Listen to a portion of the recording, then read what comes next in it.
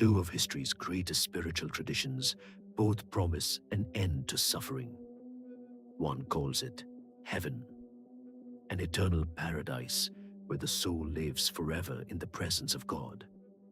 The other calls it Nirvana, the complete extinction of the self, a silence so total it cannot even be described. Both are considered the ultimate reward. Both are called perfect, and they are the exact opposite of each other. So which one tells the truth about what we actually want and what we actually fear? For thousands of years, human beings have looked at death and asked the same question: what comes after? But the answers civilizations gave were shaped entirely by what they believed about the self. In the West, shaped by Judaism, Christianity, and Islam, the self is precious, eternal, individual. You are a unique soul, and you must be preserved forever. In the East, shaped by Buddhism and Hinduism, the self is the very problem. The ego, the I, the sense of being a separate person, is the root of all suffering. Salvation doesn't mean preserving the self, it means dissolving it. Heaven in the Abrahamic tradition is not simply a nice place. It is the fulfillment of everything the self could ever hope to be. You, your memories, your love, your individuality, survive death completely intact. You are reunited with those you lost. You exist in eternal relationship with God, the source of all love and meaning. The Islamic Jannah promises gardens, rivers, beauty beyond description. The Christian heaven promises the beatific vision, seeing God face to face, not as a concept, but as an experience so overwhelming it constitutes perfect joy. Heaven is fundamentally about more love, more beauty, more connection, more existence. But heaven raises a profound philosophical problem. Eternal conscious existence sounds wonderful, until you ask, what does eternity actually feel like? Philosophers from Thomas Aquinas to Bernard Williams have wrestled with this. Williams argued that eternal life would ultimately become unbearable, not because it is painful, but because it is infinite. Every experience you could ever have would eventually be exhausted. Every conversation had, every beauty witnessed. And then what? The self, preserved perfectly forever, might become its own prison. Heaven answers the fear of death, but it may create a deeper fear, the horror of endless sameness. Nirvana in Buddhism is almost the philosophical opposite of heaven, and yet it promises the same thing: the end of suffering.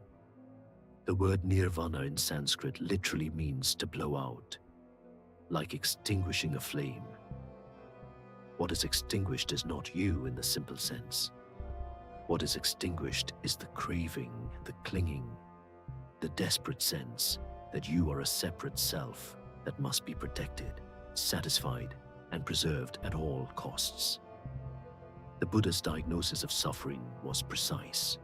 You suffer because you cling to pleasure, to people, to your own identity. Nirvana is what remains when clinging completely stops. Not emptiness in a depressing sense, but a stillness so complete it is described as the highest possible state a conscious being can reach. But Nirvana has its own philosophical problem, and it's just as deep.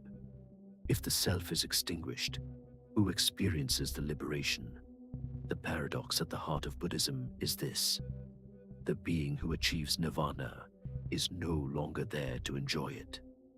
Some Buddhist traditions answer this by distinguishing between the small self, the ego, and a deeper awareness that remains. Others say this question itself is the trap, that asking who experiences it is the ego reasserting itself. The greatest Zen masters simply refused to answer. They held up a flower or hit you with a stick, because nirvana cannot be understood by the very mind trying to understand it. Place them side by side, and the contrast is stunning. Heaven says, you matter so much that the universe preserves you forever. Nirvana says, your suffering ends the moment you stop insisting that you matter. Heaven is relational, built on love, presence, reunion. Nirvana is relational too, but the relationship dissolves into unity rather than meeting. Heaven is vertical, reaching up toward God. Nirvana is horizontal, expanding outward until there is no inside left. And yet both traditions agree on something profound. The ordinary, craving, anxious ego as it currently exists is not the final word on what a human being can be. Both say there is something beyond this. They just disagree completely on what that something looks like. And perhaps that disagreement is itself the most human thing about both of them. So what does this ancient debate mean for a modern person who may not be religious at all? Everything. Because at the core of this question is not theology, it's psychology. Every day you make choices about the self. You either insist on it, defending your ego, your narrative, your identity against everything that threatens it, or you practice releasing it through meditation, through service, through love that asks nothing in return.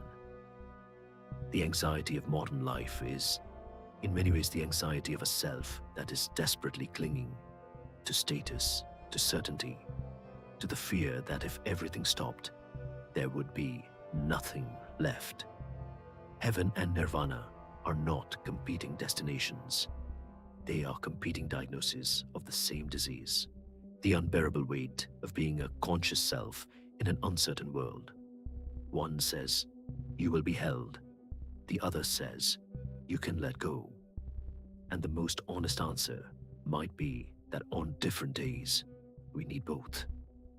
Two answers to the same question, shaped across 2,000 years of human wisdom, neither provable, neither dismissible, both pointing at something real about what it means to be alive, and terrified of not being alive. If this exploration made you see either tradition differently, subscribe for more journeys into the ideas that shaped the world we live in.